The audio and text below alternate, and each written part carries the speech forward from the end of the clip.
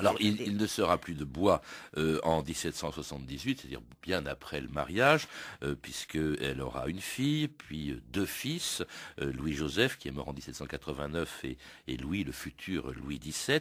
Et puis, cela dit, elle est quand même soupçonnée très tôt, du moins par la cour, d'être l'Autrichienne, comme on dit, c'est-à-dire au fond d'attacher plus d'importance aux intérêts de l'Autriche qu'à ceux de la France. Cela dit, dès le début, quand elle est encore princesse, et quand elle devient reine en 1774, c'est-à-dire quand Louis XV meurt, que Louis XVI lui succède et qu'elle devient reine de France, elle est très populaire, Évelyne Levert. Oui, elle est très populaire parce que l'alliance avait été vue de façon très hostile, surtout à la cour, mais disons que dans la population française, on avait un petit peu oublié les déboires de la guerre de 7 ans. Et elle représente la jeunesse. Elle est jolie, elle est charmante. Lorsqu'elle va à Paris, elle est acclamée.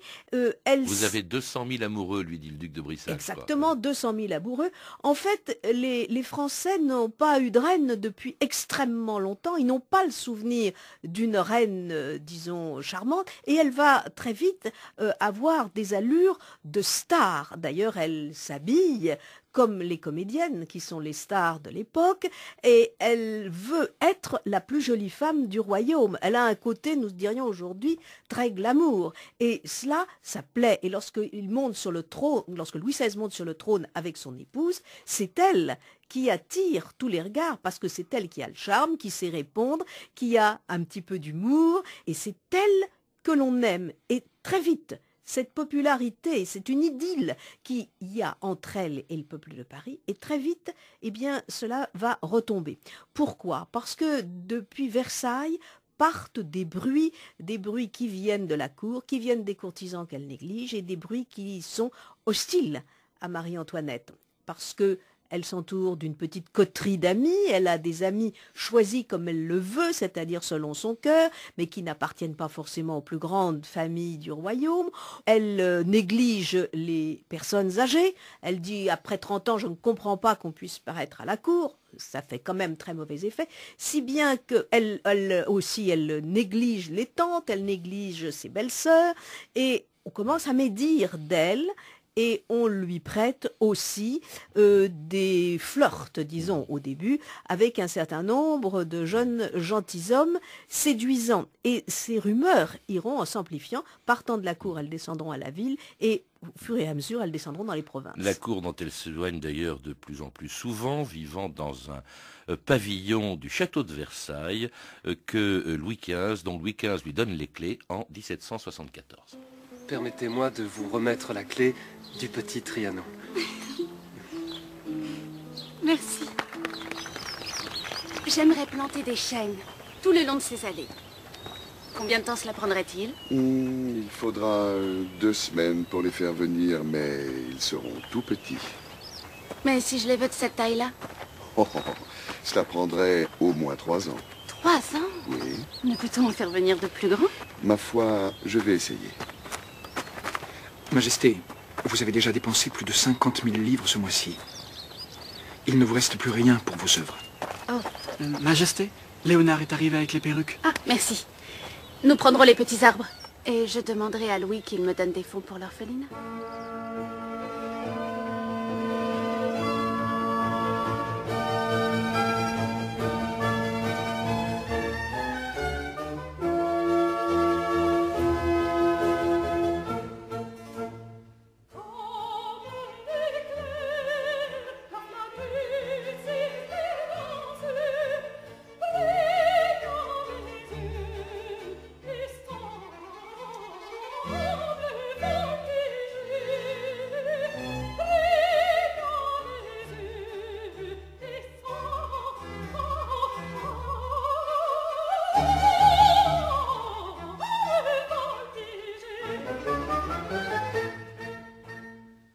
Et l'on entend La fausse magie de Grétry, un compositeur français dont les opéras ont été beaucoup joués au Petit Trianon, offert par Louis XVI et non pas par Louis XV, comme je l'ai dit tout à l'heure. Marie-Antoinette, donc, dites-vous, qui était la seule, au fond, la seule reine qui ait imposé son goût personnel à Versailles, Évelyne Levert. Oui, parce que c'était les rois, c'était Louis XIV, c'était Louis XV qui avaient imposé leur goût à Versailles, Louis XV et aussi Madame de Pompadour dans une certaine mesure. Mais enfin, Marie-Antoinette, elle veut un décor d'intimité qui lui convienne. Et c'est son goût personnel qui apparaît aussi bien dans les petits appartements qu'elle fait aménager au-delà de sa chambre de parade à Versailles, dans le château, et puis surtout dans ce pavillon de Trianon, qui est ce qu'on appelle une folie, qui est le chef-d'œuvre de l'architecte Gabriel et qui avait été inauguré par Louis XV et Madame du Barry.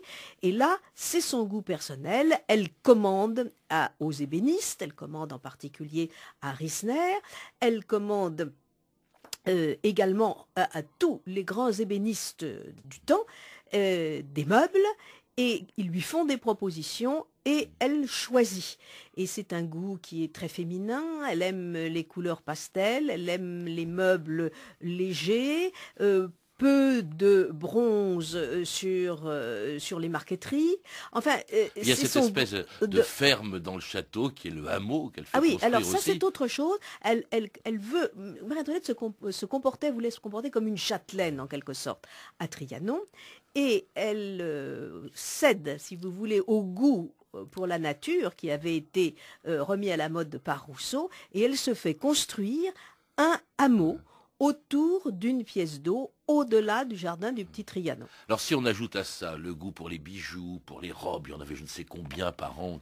Oui, mais bon, vous savez, ça c'était normal. Oui, mais ça fait quand même des dépenses considérables qu'on va lui reprocher au moment où la France se serre la ceinture parce qu'il y a des difficultés. On la surnomme déjà aussi Madame Déficit, ça devient l'Autrichienne, Madame Déficit. On lui reproche, vous l'avez dit, son entourage, de s'occuper de moins en moins de son mari, de s'intéresser de moins en moins à son rôle de reine. Puis alors il y a cette affaire du collier dans le détail de laquelle on n'a pas le temps d'entrer, il faudrait toute une émission qui va vraiment ruiner sa popularité, ce qui lui restait de popularité, qui va même discréditer tout le régime. C'est le symbole, n'est-ce pas? Elle symbolise toutes les outrances du régime, mais ce n'est pas elle qui a creusé le déficit. Elle a certes dépensé des sommes importantes à Trianon, etc., mais elle ne dépense pas plus qu'on ne dépensait autrefois à Versailles. Simplement, dans un moment de crise économique et financière, elle semble donner le mauvais exemple, et elle apparaîtra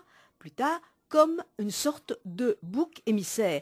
Et comme elle ne gouverne pas, le roi n'a pas de maîtresse, autrefois c'était les maîtresses qu'on accusait de tout cela, mais là, eh bien, c'est la reine qui apparaît à partir de 1785, son image est fixée, c'est une femme légère, dépensière, et qui défend les intérêts de sa patrie d'origine aux dépens de la France. C'est la cible de tous les pamphlétaires. Il y a des pamphlets d'une cruauté insensée contre elle à la veille de la Révolution. Oui, et alors, elle s'en moque d'ailleurs. Elle donne le sentiment de s'en moquer. Au début, elle s'en moque. Elle dit à sa mère, ici, les Français ont le goût des chansons, tout le monde a été touché par ces chansons. Et puis, à partir de 1785, les pamphlets deviennent tels que là, elle pleure, et une fois, elle est allée à Paris, et elle revient en sanglotant, et elle dit « Mais que l'aurais-je donc fait ?» N'est-ce pas? Et pourtant, c'est au moment où elle a 2 fils. Autrefois, on lui demandait de donner des héritiers à la France. Elle en a donné, et à ce moment-là, elle est complètement rejetée. C'est la mauvaise reine. Elle est stigmatisée ainsi. Et cela à la veille de la Révolution française, qui allait chasser Marie-Antoinette et toute la famille royale de Versailles le 6 octobre 1789.